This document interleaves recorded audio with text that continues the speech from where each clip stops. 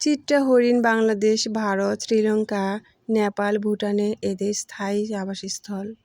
বিশ্বে বিভিন্ন দেশে চিত্রা হরিণ রয়েছে। চিত্রা নামটি এসেছে বাংলা চিত্রা বা চিত্রল থেকে, যার অর্থ ফুটা বা ছোপযুক্ত।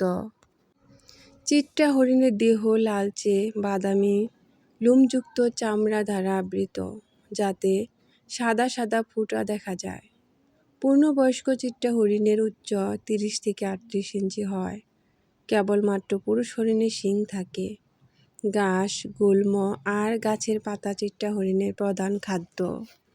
চিত্রা হরিণে 210 থেকে 225 দিন পর্যন্ত গর্ভধারণের পর একটি মাত্র বাচ্চা প্রসব করে।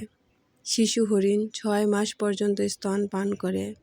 চিত্রা হরিণ 14 মাস বয়স্কপ্রাপ্ত হয়। পুরুষ হরিণের শিং প্রতি বছর ঝরে পড়ে এবং আবার গজায়।